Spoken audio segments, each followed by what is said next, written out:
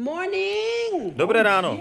We are at verse 9. Jsme u 9. verše. So here's what verse 9 says. But when the Spirit of Christ empowers your life, you are not dominated by the flesh, but by the Spirit. A v něm se píše, ale když duch Kristův zmocňuje váš život, nejste ovládáni tělem, ale duchem. Let's pick out two keywords here. Jsou zde dvě klíčová slova. Empowered and dominated. Zmocňuje a ovládání. You know, it is the Spirit of God that empowers our life. Je to duch Boží, kdo zmocňuje naše životy.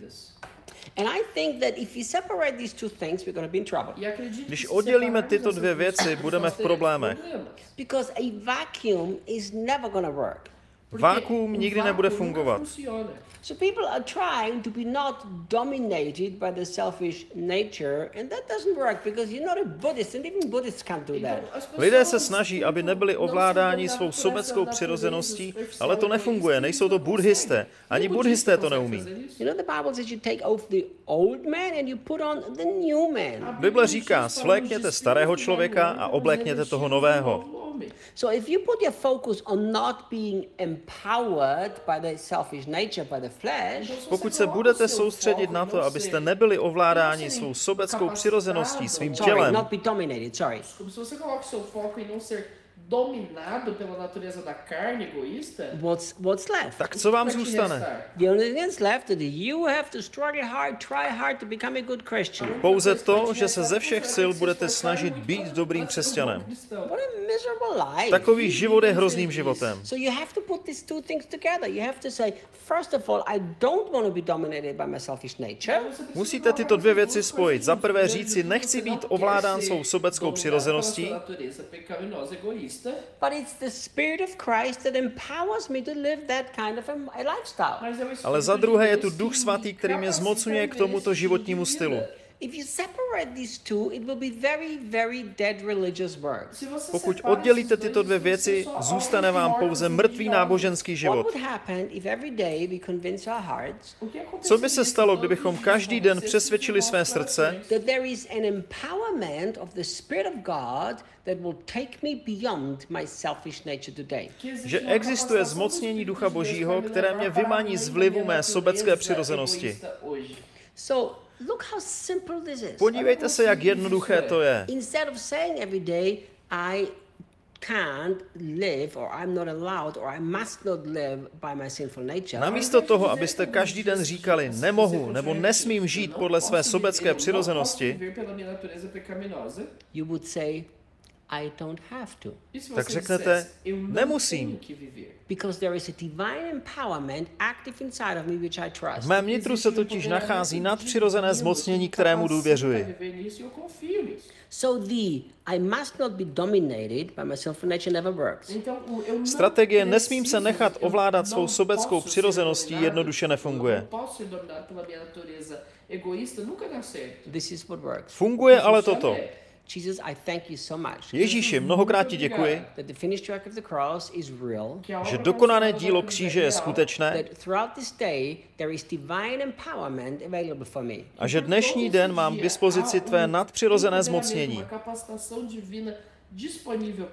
I surrender to you, Spirit of God. Duchu Svatý, poddávám se ti. And my empowerment not to be dominated by my selfish nature comes from you and from you alone. Mé zmocnění nenechat se ovládat mou sobeckou přirozeností pochází od tebe a pouze od tebe.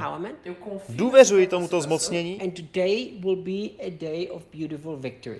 Dnešní den bude dnem krásného vítězství. And as you make this a habit and part of your true inner belief, Pokud z tohoto učiníte svůj zvyk a součást vašeho vnitřního přesvědčení, it is going to be a very normal and very natural way of living. stane se to pro vás normálním a přirozeným způsobem You know života. what's going to happen? A víte, co se stane? Here's what's going to happen. Stane se toto. First of all, to live a selfless, Christ-centered life becomes natural. It's like second nature to you. Za prvé, žít nesobeckým, kristocentrickým životem bude pro vás přirozené. Stane se to vaší druhou přirozeností.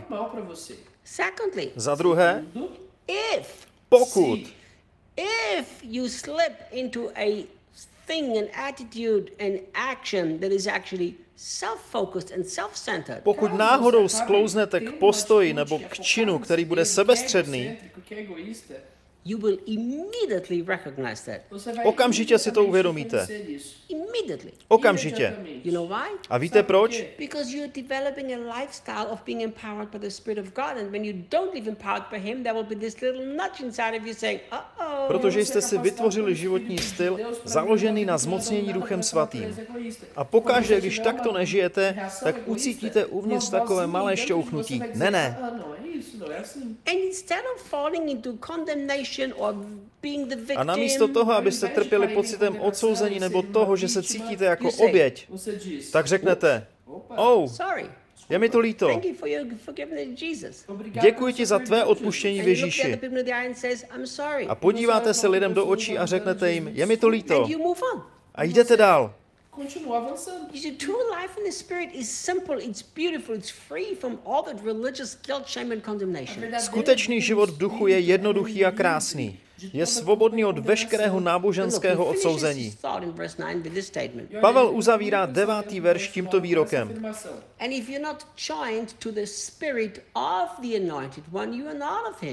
Pokud nejste spojeni s duchem pomazaného, nejste jeho. Now, let me tell you something here. Něco vám povím. This is not talking about being joined theologically. Nehovoří se zde o nějakém teologickém propojení. Because we are joined with him. My s ním jsme spojeni. But many words in the Bible are actually used as an expression of the experiment much more than of the actual theology. Mnohá slova v Bibli jsou použita mnohem častěji pro popis zkušenosti, než pro vyjádření teologické myšlenky. So, are you joined to the spirit of the anointed one? Theologically, yes. Jsme tedy propojeni s duchem pomazaného? Z teologického pohledu ano. The question is, Otázka ovšem zní, jsi s ním takto propojen ve své každodenní zkušenosti a praxi? Once you are really in your daily lifestyle are joined to the anointed one means all the life and strength comes from him. Jakmile tedy budete ve svém každodenním životě propojeni s pomazaným, což znamená, že veškerý váš život a síla pochází od něj, každý bude vědět, že mu patříte.